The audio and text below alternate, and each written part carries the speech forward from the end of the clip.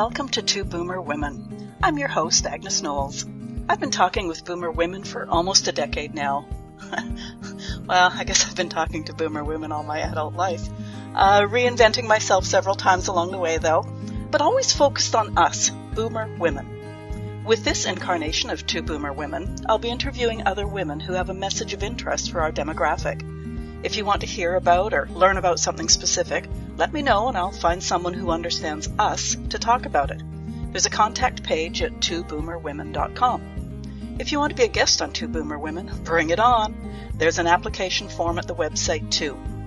Finally, this show is all about conversation. We women know its value. We know how to do it, and we must perpetuate the art form. So let's get started with today's show.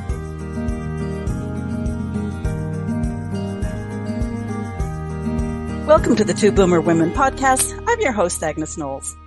Every once in a while, I go browsing social media looking for people who have thoughts, ideas, good discussion on us boomers, mid-agers, and that concept that increasingly eludes definition, retirement. My guest today has written an ebook that starts with, "We have been sold a bill of goods." It continues with, "After we graduate from high school, we all choose one of three directions. We're either going to college, going to the military, or going to work. At some point, most of us are going to meet that special someone, fall in love, get married, and have babies. Once the kids are out of high school and ready to start their own lives, we're probably in our mid-40s. We look up and say, 'I'm 45 years old. Boy, retirement at 65 is only 20 years away. That's not so far off.' So you get to age 65 and retire. If you're lucky, you have 10 good years to travel and do the things you always talked about doing. See the Grand Canyon, spend time in Costa Rica, ride your Harley Davidson across America, and so on." Well, I was still on the first page and I became so aware of how many people age 55 and over would be nodding and saying, yep, just like sheep in a pen. And don't take offense at my sheep comment. If you have to agree the status quo is called the status quo for a reason. If you shook your head and said, "That's not me," more power to you. I hope you share your adventure in the comments for this episode. Honestly and sincerely, I love hearing from people who have broken out of the mold. But I've done enough talking for him. Let me introduce my guest, Eric Gaddy. Welcome to the Two Boomer Women podcast. Thank you so much for having me, Agnes. Eric, I want to start at the beginning because I think your beginning has given you a unique view of life. Can you share with our listeners about the family business you grew up in? Absolutely. Yes. The family business I grew up in was a mortuary. And as a kid, I didn't know any different. As most would when you're growing up and you're little, you might go to work with your mom during the summertime when school is not in. Well, I did the same, but I was going to work at the mortuary doing various jobs until about age 7 or 8 when I started helping my mom move bodies. And that didn't seem weird at the time. I didn't know any better. But looking back on it as an adult, I'm like, well, that was sort of odd. But that really planted the seeds for really my life to where the progression went as I got older. So I think what impacted me about that experience, because I did help my mom out until I was 18 and then went off to college. But I think the one thing that impacted me was maybe going to church or going to the grocery store and seeing somebody that was living a week ago that has passed away. And what I realized was there were a lot of people that passed away because they had been sick for a while. It wasn't unexpected. But the story I like to tell people, even today, is there were a lot of people that woke up that morning and didn't know it was their last day. So I've always been sort of the life is short guy. You know, it's really enjoy your life because tomorrow is not guaranteed. And as I went on throughout my life, that has been the reoccurring theme, and that has been the seeds that the book came out of. Now, having read the book, I get the impression, though, that to a certain extent, you still bought the bill of goods. Is that correct? That is absolutely correct. I went to college, got an economics degree, got out, immediately started in the financial advising business. I, like many other people, just went on autopilot. I had two children, didn't really look up until about age 40 and started paying a little bit more of attention. My kids were older and I started looking at just, I'm 40 years old. I'm 25 years away from 65. And that's what kind of society paints the picture is really 65 is what everybody's shooting for to retire. But, I looked at it to where I was waking up a little bit. And what really jolted me out of that was my sister passed away at age 51. And then soon after, I had a business partner that passed away at age 47. And both of them passed away from cancer. And it's almost like it just jolted me out of autopilot. I woke up, I kind of took an assessment of my life. And at that point in time, I had 4 financial planning offices spread out. I realized that I'd built my own prison. I couldn't travel. I hadn't taken a vacation in 5 years. I remember going to an investment conference with a bunch of advisors and just looking around the room and seeing all these 70 and 75-year-old advisors still doing the business. And I'm like, that's not going to be me. And so what I decided is I needed to make a change. And I ended up selling my practice at 48 and just needed a break. And I always suggest to folks that, when you get to that point, because a lot of people do, it's just about rewriting your story. It's about changing the narrative of a bit. And for me, I roamed around a little bit in my RV. I went to Mexico and took a little break. And I came back 2 years later feeling that, hey, I'm refreshed. I have some ideas of what I want to do. Now, during that time, I wrote the book, Retire Early, What Are You Waiting For? Because even though I was a financial advisor for years, and we were always taught to get people to age 65. That's the way we were trained through, our base training in financial advising is get people to 65. Well, not one person in my whole career has ever said, hey, let's try to get people retired early if they can. And so that was the point where I felt like I needed to write this book because people needed to hear that they can retire early if they get certain things in line. At the risk of offending the financial advisor in you, it's really tempting to get into, debt, assets, income, Right. liabilities. That's covered in many places. Mm-hmm. Can we go straight to that word? How do you define retirement? Because I know you've experimented with it yourself. You've probably seen lots of people doing one thing or another. Yeah, my definition of retirement's a little bit different. It is to do what you want, when you want, how you want, and from where you want. It's really about controlling your own time. I mean, if you think about, if you work for somebody else, who's controlling that time? They are. If you work for yourself, are you really in control of your time? Some people are and some people aren't. But if you're retired, that means that you're fully in control of your time. And you can do all those things that I mentioned, from wherever you want to. And for some people, they think the retirement definition is you're just going to be done. You can go sit in the recliner and watch The Price is Right every morning, and you have no real responsibilities. It's complete freedom. But we know what happens when you do that. That's not a good outcome. So I think with retirement, you're able to define it yourself. You're in control. You control your time. If you want to go get a part-time job, go get a part-time job. If you want to go volunteer, go volunteer. It's all about not letting society define what your retirement should look like. You're in control of that definition of what retirement looks like. What does yours look like? It may be very different than other family members or other friends, but that's okay. It's your definition. It's nobody else's. So that's what I find is kind of the open part of retirement is you take control and you do exactly what you want to do by nobody else's definition. I'm going to drift slightly off topic, perhaps in a way. Some people I've seen in different groups and, forums and stuff like that, they worry about, the reaction of my family or my grandchildren. Like, I really want to go live in, Mexico or Costa Rica, but, like, I won't see my children, or, like, oh, somebody's going to disagree with me. My friends think I'm crazy. And it really holds them back. What do you say to those people? Well, I think, knowing a lot of people that have done that, they got a little bit of pushback when they announced to their family, hey, we're going to move to Ecuador.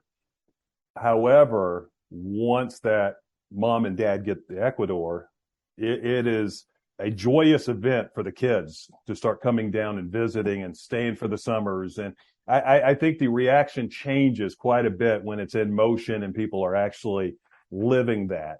But, for a lot of people, that's an argument that, hey, I couldn't leave my grandkids. I can't do this because of my kids. And that's going to be the thought process that everybody goes through. I think it makes it a little bit more difficult when the kids start pulling on, the shirt tails and saying, hey, you can't go. Who's going to babysit my kids during the week while I'm working? So I think it's one you have to talk through. Every family's a little different. You have to kind of process what's the fear, what's the anxiety that's causing the family members just to hold on so tight. So I think, it could get kind of, I joke about sometimes they're entitled children, and sometimes entitled children don't want mom and dad to leave because whether that's the open wallet or whether that's the babysitter, or, and I suggest to people, you're just going to have to kind of work through that. This is your life. This is your goal. This isn't their goal. This is your goal. You want to move to a foreign country. You want to enjoy the culture. You want to enjoy the new lifestyle. And I think they have to unpack that with their children or whoever's given sort of the resistance. In my own case, I was standing in my own way. I was coming up with all these sort of semi excuses. And last winter, my two daughters finally said to me, when are you moving? And I looked at them and I said, like, well, and they said, I said, why, do you need somewhere to go on holiday that's cheap accommodation? And they went, well, that's part of it, but you've been talking about it for so long. Why don't you just darn well do it? So yeah, it's funny too. And I think, you've talked about communication, and I think that's got to be paramount, because until my two daughters said, like, you've been talking about it, why don't you just do it? I just always was, making up these excuses in my head.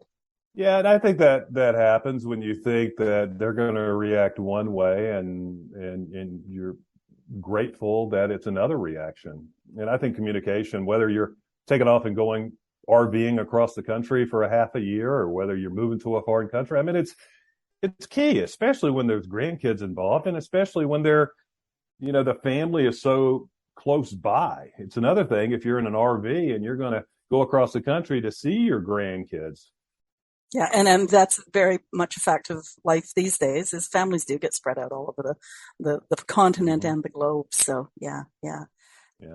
Talking about, doing things and, your adventures and, your lifestyle choices might be a good segue into regrets. And I'm not getting personal here, but you do mention some of your clients in your book. Can you address, regrets? Let me start out here. I recently saw a video about this chalkboard that was set up in a public place. And, people would just come up and write their regrets. I regret and whatever. Every single one was about something they didn't do or didn't say. Not one regret was about something they did do. And that was just so eye-opening that, how often do we, oh, I wish, and then you get to the end and it's, oh, I regret, I wish I'd done this, or why didn't I do that? Yeah, I think regret is, if you talk to folks in their 80s and 90s, and especially folks that are very sick, regret can be something that can take a hold of them. And I think that's one of the big things is it wasn't regretting what they were doing. It was regretting what they didn't get around to do. And I even have people in my life right now that are older that I can tell that have some regrets. They're working through it. And it is something that, when we retire, whether it's 55 or 65. And then we go off traveling, we go off doing stuff, we're working in the garden, we're still staying active. But when you get to 75, or let's say medically you slow down, or you get to 80 and you can't do the things you could do before, I think people sometimes get stuck in their head, and regret is some of those thoughts that come out. And that's why I'm a big cheerleader of trying to get people to do it now. We just don't know what's going to be around the corner. And we all know stories of people that, Bob that you worked with for 35 years at a company, and Bob retires at 65, and 6 months later, Bob's dead. He never got to do the things he wanted to do. So it's like, there's bumper stickers all around here that say, don't postpone joy. And I totally agree with that. I think that life is about memories. It's about making memories. And you can't wait till you're 65 or 70 to make those memories. Obviously, through our life, we're making memories daily. But at 80 years old, when you're sick and you're confined to a chair, or 85 or 90, you could have all the money in the world, and that's not going to do you any good. But those memories are going to stick with you, those fun times. And I think that's what people regret, is not creating more memories. And what a good way, like you talk about the person who's 80, perhaps lying in a bed, incapacitated in some way. Boy, the conversations that come up around those memories, are just so joyful and life affirming, I think, too. So yeah, really, really good point about the memories that you make. Well, and I had experience when I was about 9 years old. My mother would go out and take me to the nursing homes, because she was always, visiting people, and she knew all the families in town for the most part. But one time that struck me the most, and it stayed with me all my life, we went out to see a young man, and he was probably 25, in an iron lung, for polio patients. And he was trapped his entire life. I mean, I think he went into the iron lung, my mom said, about 5 years old. He ended up living till about 40. And it scared me as a kid because of the machine and just seeing him lying in it. And as I've gotten older, I've remembered that and just kind of processed it. We all talk about being trapped in different ways and in different parts of our lives. And I was talking about being trapped in my job, but this guy was truly trapped. He had no way of getting out of that iron lung. And so I look back on, as fortunate as I am, most of us can get out of trapped situations. We can find our way out. This guy couldn't. And that is just a memory. We talk about memories. Some memories are very positive with our children, and some memories are kind of scary, in the sense of, I would never want to be in that situation. An interesting parallel that I'm just seeing in my mind too is, you talk about this young man trapped, like physically completely trapped in his iron lung. And, how often are we trapped in our life when we have the option? And even as we get older, we have, medical things that say, I do not want to be put on life support if, that there is no quality of life. We have the ability to make all those choices, and yet too often, we don't make sort of those life-enhancing, memory-building choices.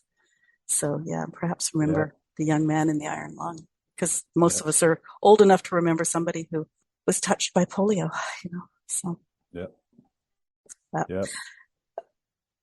Okay, in your book, you use a quote that I love, and I've posted a number of times, and I'm going to read it. Life should not be a journey to the grave with the intention of arriving safely in a pretty and well-preserved body, but rather to skid in broadside, I'm using my hands here, but rather to skid in broadside in a cloud of smoke, thoroughly used up, totally worn out, and loudly proclaiming, "Whoa, what a ride." Now, that's the chapter called Simplify Your Life. Talk to us about simplifying your life.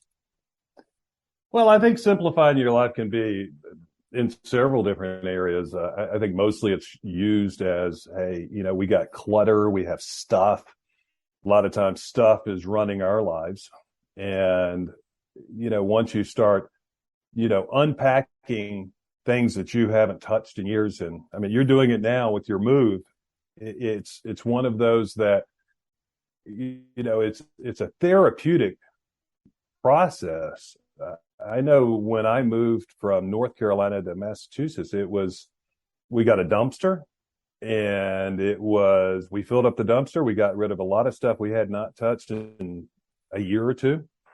And so when we talk about simplifying, I think a lot of times that's directed towards stuff, not letting our stuff control our lives. I think simplifying our lives can also mean finances. You've got 10 different investment accounts spread out all over the place. You could certainly make life a whole lot easier for yourself if you started consolidating that. And I think simplifying your life can be just an overall 10,000 foot view down. It's really kind of waking up out of that autopilot, which a lot of people are in, and really taking a self-diagnostic of, hey, where am I now? Am I truly happy? And, what makes me happy? Again, what can I do to make good memories? My time is running out. What does life look like from here on out? And I think simplifying our lives could be relocating somewhere across the country. So it's a pretty wide definition of what I talk about in the book, and it can be used kind of as a swivel word in simplifying a lot of aspects. Yeah. As you mentioned, we talked before we clicked the record button, and in my move, I have these lovely antiques, and I love them. And for the last few moves, it's just like, come hell or high water, I'm going to find a home for these things. And then recently my daughter bought a house, and she's in her mudroom going, oh, I just need to get a bench so that the kids, who are like 2 and 4, have something to either lean on or climb on to get shoes on, boots off. Well, I have a lovely antique bench that I do not have room for in my new place. And, I used the word precious when we were talking earlier. And would you rather have something precious tied up in a storage locker, or would you rather have it not so precious, helping new young people create memories and put a few scuffs in it? And, there's going to be a ding in it now that was where, somebody threw something, like all that stuff, it just creating more memories and just getting past that whole, it's so precious. It's so, whatever, because especially my generation, we all know that these antiques, I love them. They're beautiful. The kids do not want them. Yep. That the crystal and the china and generation after generation has passed that on. And it's like this new generation, they're like, nope, we don't care for that. And even my parents are 80 years old, and they have 2 barns full of old furniture. And every time I go down, they're like, why don't you take some? I'm like, I don't need that. I don't want it. I'm simplifying my life as it is. But I asked them, I said, please, can you go through that before, anything happens? So I know, what is precious and what is not precious. On a side note, my other sister, my one died at 51. My other sister died at 60. So now it's just me left, and that's the process I'm going through with my parents is it's time to start going through this stuff. You have a lot of stuff that you have not touched in 10 years. Let's start going through that. And so I'm trying to gingerly encourage that process of downsizing and simplifying. Yeah. I think too, when you come to that realization that nobody wants the antiques. You mentioned the china. I have my mother's china, and I know that I don't know when it was used last, So, I've got a couple of crafty daughters, and I've said, instead of sending this to the dump, why don't you start looking at some crafts that you can do with broken china? Break it and let it live on in another form. And auctions, things, nothing goes at the auction for any money, like not this sort of stuff anyways. So, coming to that realization, I think it's helped me anyways, sort of go like, okay, like what's this precious thing's next life? Right. in my life, it's been this sort of precious. Let's make it some other sort of fun thing in somebody else's life without it going to the landfill. And that doesn't always have to be a physical reminder. Again, it's about memories, and that could be a mental reminder. So I know my mom has one thing that I'm like, the only thing that I really want is this she had a letter from JFK. My grandfather was in politics, and there's a handwritten letter. And so I go home last time and she's like, what do you want? I'm like, I don't want anything. I said, but where's that JFK letter? And she's like, I have no idea where it is. So I'm like, well, if it's gone, I've got the memory. I have viewed it. I know what it looks like.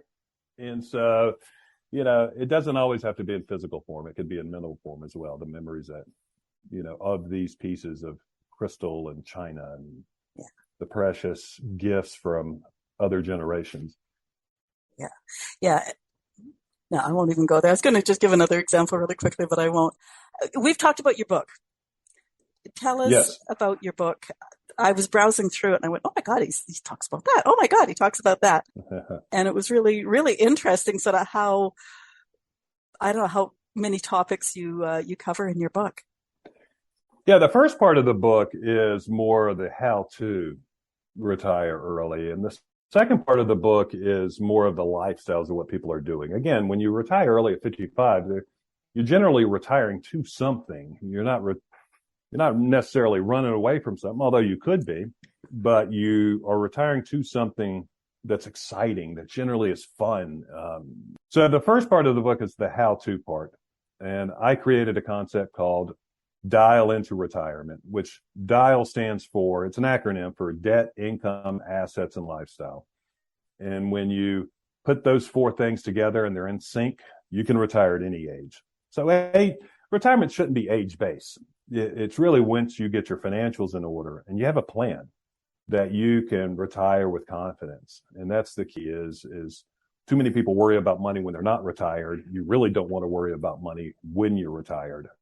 So it's about having that plan and making sure that plan works for you in retirement. That second half of the book is lifestyle, where we talk about people jumping in their RV, selling their home and taking off across the country and living full time, just wandering around. We talk about expats, moving to Costa Rica, Mexico, Ecuador. And I interviewed a lot of expats about their experience with some of these countries as well. And then it's just simplifying life. Oftentimes people retire and they find themselves in 3,000 square feet, and studies show you're only using 4 rooms. So, the kitchen, the den, the bedroom, and the bathroom, but yet you're paying for all this other square footage through property tax. So a lot of times people are just going, hey, I want a condo, or I want to, transition to a 1,200 square foot house, or I'm going to relocate across the country and I'm moving out of the Northeast where it's super expensive, but I'm going to Florida. And so that simplification, again, as we talked about earlier, can swivel in different directions, but it's more about downsizing and really enjoying your life. And that's where a lot of times I'm different from a lot of advisors is that a lot of advisors will look at just the financials. What I want to look at first before the financials is the lifestyle. I always say there's a 4-step process in retirement. One is when the seed is planted. Hey, I think I want to retire. I don't like this job as much as I used to, or I'm just getting restless. I want to travel. So that's the first mental part. The seed is planted. The second is lifestyle. Well, what are you going to do when you retire? Are you going to travel? Are you just going to stay at home and garden? Are you going to relocate? So you have to figure that out. Second. The third is the financial. Let's make sure the numbers are right. And then the fourth part is the other mental step that is the hardest for a lot of people. You know that your numbers are good. You know exactly what you want to do. You're ready, but you just can't pull the trigger to tell your boss that you're retiring. So for a lot of people, that is the most difficult step, is to say, I'm putting in my notice, I'm retiring. So that fourth mental step is something that people have to process kind of at their own speed when they're ready. And what I read into what you were saying was that at some point in time, your life has to become more important than your boss's life. Well, exactly. And your time has to become more important than your boss's time. So I totally agree with that. Yeah. But most people know when they're ready, and it's time. Some people just hang on and they struggle, and that can be a struggle because they don't want to lose their identity. It can be a struggle that maybe their investment plan they don't feel confident about. So there's a lot of different ways that they could struggle making that final leap from, their working life to their retirement life. Well, and I think you said an important thing just a little few minutes ago was that you're retiring to something. So, and to reframe it in your mind of you may be leaving the job, you may be leaving the career, whatever, but what can you retire to? And make that a positive picture. Make that something that is where you want to be or where you want to go. And think of it as retiring to instead of retiring from. Yeah, I've met people over my career as an advisor. I've been doing this for 29 years, and I've met people who were financially prepared but weren't mentally prepared, and they literally had never thought through what they're going to do in retirement. So come Monday after they're retired, it's almost like they're lost. Maybe they had a list of projects that lasted for 2 weeks, but oftentimes you'll see folks like that go back to work because they've somewhat lost their purpose. And I think if you can plan ahead and you can determine, this is what makes me happy, this is what I want to spend time doing in various forms, then you will retire not only with confidence that your plan is good, hopefully you've gone through that, but also you're going to retire, content, knowing I'm going to follow my passion. I'm going to develop a new hobby. I'm going to travel. I'm going to do all the things that I never had time to do. And that's where I think being in control of your time, your definition of retirement is your own. You're free to define it however you want to. At the risk of offending a few gentlemen who might be listening, I think men often have much of their identity wrapped up in their careers. Several couples I know, the women are close friends of mine, and they've actually said to their husbands, you retire whenever, this month, 6 months, whatever. I will retire 6 months after you because you need 6 months to figure out something, because we're not going to be joined at the hip when we're both retired. Yep. And, and it's worked well in the cases that I've seen. The fellas have found those passions or those things they want to do, those interests. And when the wife retires, she then pursues the stuff that she's been, pursuing anyways, and enjoying. So. Yeah, I think there is an identity issue, and oftentimes it is with men, and I understand that to a degree because I've seen that over my 29-year career. But for me, I look at it as when it's my time, I'm not going to have an identity crisis. I'll just go right into retirement and be completely fine. But, I do have a funny story about that. When I was married, my wife had an aunt and uncle, and the aunt was a stay-at-home wife, and the uncle worked at General Motors and had worked there for like 40 years. And when he went to retire, he was talking to his wife, and he said that I would like to retire here in the next few months. And she's like, that's completely fine. You can retire. But I tell you what, every morning at 7:30, you can take your lunch out of here and you can go wherever you're going to go. Don't care where you're going to go, but you're not allowed back into this house until 5:00. She goes, you will not ruin my schedule. I've got a weekly schedule that I go do, and you're not going to ruin it. So retire if you want to, but you're still disappearing somewhere else during the week. So he was like, wow, since I can't really come home and just be home, I might as well work a few more years. So he ended up working a few more years. I heard that story from them, and it was just hilarious because he's rolling his eyes and she was serious. You're not coming back into this house. So. Well, I know the exact same story because this is a lot of years ago, but for friends of mine, the neighbor across the street retired, and he was following his wife all around the house. So she got to the point where she would get up early, pack his lunch like she'd always did, walk him to the door, hand him his lunch bag, and say, don't come back. He could even sit in the garage. She didn't care. He wasn't allowed back in the house until 5:00. Oh, dear. And hopefully that generation is like the next generation, like maybe even my generation, where, both parties have been gainfully employed and perhaps more interest. It wasn't quite as, beaver cleaver kind of family upbringing, but yeah, just Well, and I so think that brings up another point. I think through that planning of lifestyle, if you're a couple, it really helps a lot to be in sync. You have people that are mountain people or people that are beach people, and it's like you have people that want to travel, people that don't want to travel. And, if you're married to somebody that doesn't want to travel, but you really want to travel. So, it comes back to what we talked about early on, communication, maybe some give and take. And and I've seen that work to where one person was geared to do one thing in retirement, the other spouse is geared to do something else. And it's like, there's got to be some compromise here. Or that could be some issues that are brewing that, you got to work through. yeah. We've sort of drifted away from the book, and I'm going to go back to the book because some of the things that blew me away, you haven't even mentioned. Like you talk about motorhomes. Will you explain the differences between motorhomes in terms of Class A or Class B? You talk about tiny houses. It was so interesting. As I say, I kept on saying, is there anything he's not talking about in here? I covered a wide spectrum. So, with RVs, obviously RVs, especially, right before COVID or during COVID, they became very popular. So you have Class A, which is normally the bigger ones. It's a diesel or gas RV where you have the engine in it.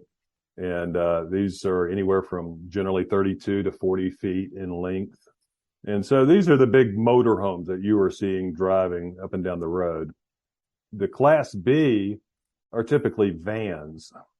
These are the smaller Mercedes Sprinter vans that have the bed and the bathroom and, very confined, but still a mobile little home. And so there's a variety of different RVs out there. It's just for travel purposes, obviously fantastic. And again, going back to what I mentioned earlier, some people are living in them full time. Some people are living in them for 6 months and just wandering around the country. There are people that are chasing 70 degrees every year. So they might be in the Northeast in the summertime, and they might be, or higher elevation in Colorado, and then in the wintertime, they're down in Florida or Arizona. So yeah, I always say, if you don't like, if you're in an RV, you don't like your scenery, you don't like what's in front of you, turn the key and move on. So it gives you a lot of flexibility. With tiny houses, obviously tiny houses have become very popular. And I think it's reducing people's footprint. It's reducing, obviously property tax in a lot of cases, and just making living more efficient. And again, I think going back to what we were talking about earlier with the stuff, just people having a lot of stuff. Well, in a tiny house, you can't have a lot of stuff. So I think it's more minimal living, which I think is fantastic. And off-grid living, I'm pulled to off-grid living. I mean, I just, growing up as a kid in the 70s, I used to love watching Little House on the Prairie and just the simple life, no cell phones, electricity. So I've always thought that off-grid living, cabin in the woods, was the way I wanted to go. As well as, in an ideal world, I think I would like to have a cabin in the woods here and spend about 6 months down in Ecuador. That's what I coach and I promote to people is what does your best life look like? Your best life could be no changes whatsoever, but what's going to bring you passion, happiness? Again, we go back to what we talked about earlier. The life is not guaranteed. So make memories now and enjoy life. And, whether it's a tiny house or whether it's off-grid living in a cabin in the woods or whether it's an RV or whether it's taking 5 cruises a year or traveling the world. It's a blank sheet of paper. It's a blank sheet of paper for people to define, what that retirement's going to look like. You've just given away part of what I talk about further on. I will say that, you've sort of said your cabin in the woods because I mentioned to you that I am moving to a cabin in the woods. One of the things on my bucket list was living in a cabin in the woods. People will say to me, oh my God, how big is it? Because I say it's a tiny, tiny house. And I sort of, and I've gotten over it now because I used to sort of go like, but now I say it's 400 square feet. And there's not one person that says, that sounds great. That sounds cool. They're all going like, oh my God, how are you going to manage? So it's sort of interesting. And, maybe bonus points for me because I have to downsize. So, in that regard, it's. And I love that. And that brings up a point that I talk about a lot is society expectations. I think we were all from grade school, fall in line. We're going to walk in a straight line down to the cafeteria. And so when people start, let's say, coloring outside the lines and doing things that are a little bit different, I think the reaction for a lot of people, because society has taught us this, is to try to say, what are you thinking about 400 square feet? That's why you haven't really gotten a whole lot of positive reaction. People will just question, they're thinking in their brain 400 square. That's not, who does that? But, that's who I'm always pulled towards are the people that think outside the lines, that are the renegades, that are going to sell everything and move to Ecuador. They're going to sell everything and get in their RV. That's a risk. And I love risk takers. And even doing a cabin in the woods at 400 square feet, following your passion, checking off your bucket list. I mean, it's a risk, but one that I applaud you for because that's fantastic. It's not that big of a risk because I have snowshoes. Hey, you have a snowmobile? No. Yeah. Good heavens, no. Snowshoes work for me. I keep on pulling back to the book. It comes with a workbook. What do we do in the workbook? Well, in the workbook, what I find is there are a lot of people out there that don't know their current numbers. And so it's an exercise of working through where are you today? Most people will say, hey, my mortgage is this and my interest rate is that. But then when you start unpacking other areas, they're like, I don't know. So it's like, let's get a snapshot of where you are today. The second part of the book is let's do some projections, sort of based on what you're going to do. Are you going to travel or what have you? What does that look like in retirement, your lifestyle? So we're going to do some projections with that. And then we tie it all together at the end. And really what it comes down to, I've always suggested that folks don't need to really go out and buy the $3,000 financial plan that a financial advisor wants to sell them. It really comes down to what is your net income versus your monthly expenses. I mean, if you had to boil down financial planning all the way down in retirement, what is the formula? Your net income versus your monthly expenses. There's a lot to get through to get down to that level.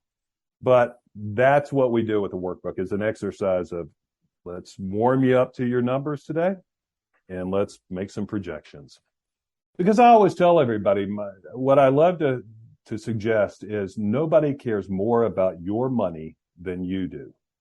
So be sure you're spending time looking at your numbers, have a relationship with your finances, and make sure that you're planning for what's ahead.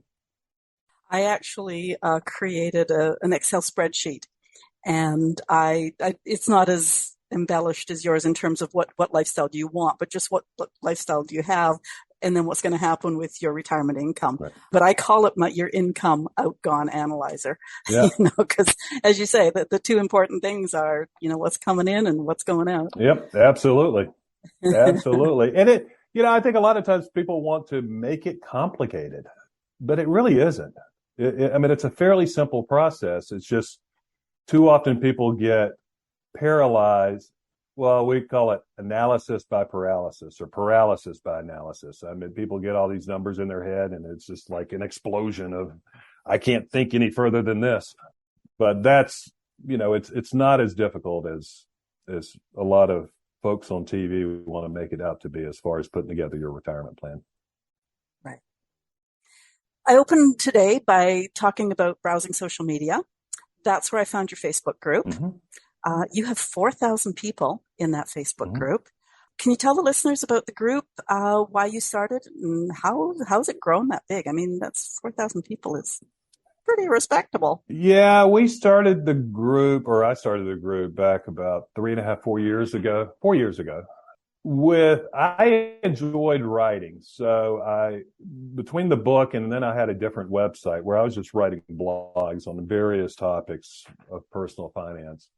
And I found that, well, I'm in a bunch of Facebook groups myself. Why not create my own? So I created Retirement Made Simple. And the interesting thing is that we would grow by 80 to 100 people a month. We did that for a year or two. And as soon as we hit 3,000 subscribers, it rocketed. It's almost like 80 to 100 a week. With the group, what I try to do is write articles that educate people, write articles that make people think, that trigger something that say, oh yeah, I need to address that in my own situation. I mix in a little bit of humor. I grew up as we talked, in a mortuary, so my sense of humor is a little slighted. I mean, it's a little different, but I think everybody should laugh multiple times a day. So if I could put a smile on people's face, that's what I enjoy doing, as well as educating people. I mean, I enjoy that immensely. So we have that group, and then we have a Facebook page for my company, and it's got about the same amount of people as the group does. But the group is more conversational. We talk about various topics. I'm sort of the DJ that just plays the music. Everybody gets involved and answers the questions, and I jump in and answer a lot of questions, but it's more or less just sort of a prompting people to think in different ways of personal finance and retirement planning. Okay, I wrote a description of your book, or of your Facebook group, and it's interesting hearing you describe it, and I'll read to what I've described it as. Everybody knows I come with these notes. I'll mention to listeners that many details in your group are U.S., but I will also say we can glean food for thought from how things are done in any country. With a bit of research, we can find the facts for our own country. That said, I appreciate that your posts are newsworthy, fact-based, and or have a humorous touch, or you sometimes ask a thought-provoking question. Questions from the group are intelligent. It might just get us doing a bit of digging into our own situation. Did I nail it? I would say I would say you nailed that. Yep. Okay. Yep. I would say in every aspect you nailed it. Oh, good. Okay. What do you learn from your Facebook group? Throwing you a curve here. No, I learned a lot from people. I think it continues on the theme that I've always loved as being an advisor, is the psychology of it. Where people are and where they are mentally. And I'm surprised. And sometimes I'm a little nervous when people post stuff. So I'm like, yeah, don't be posting your financial stuff online to a bunch of strangers. But, it's like, it is, some people are very much prepared. Some people haven't prepared. The number one blog that I've ever written that got the absolutely by far, not even close to the second one, is I wrote a blog about how to retire on $250,000. And I just went through an exercise of, if that's all I had, how could I pull it off? And then I went through an exercise of 500,000, and then I went through an exercise of 100,000. And then I just drilled down. I wrote another one. What if I just had $50,000? What would I do? And so the amount of people that reacted to that 250 was amazing.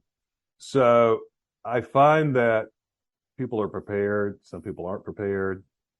I find that there are a lot of people that are not bashful about asking questions. And then I find that there's a lot of people that just sit in the corner and just soak up the information. But we have a fantastic group.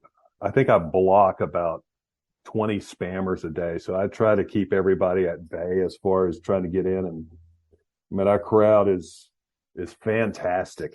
And we, very thought-provoking questions, and everybody jumps in and helps everybody, which I find, I mean, that's the real reason I started the group is not only so I can learn more from people, but they can learn and be prompted with some of the things that I put out there that hopefully they'll take to heart and maybe put together a will that they have procrastinated on, or maybe look at long-term care that they might need, or look at different areas of personal finance that they haven't thought about.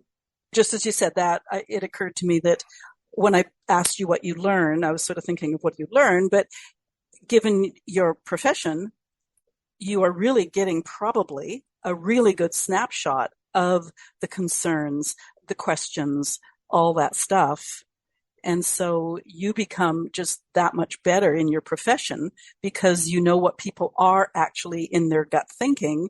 You're not just looking at 10, 50 clients, you're looking at 4,000 people and the questions that repeat and the concerns that repeat and stuff like that. Well, the interesting thing is that I would say that occasionally I will read a comment or I'll see something and I'm like, well, I've never seen that before. I've never heard that before, or I've never done it in that way. And after doing this for a long, long time, I've, even prior to starting the group, I had met with over 8,000 individuals and couples, across the table, talking about finances, talking about, their retirement plans. So I would say that a lot of the themes are consistent to what I've seen over my career, but occasionally there is something that I'm like, wow, that's pretty clever.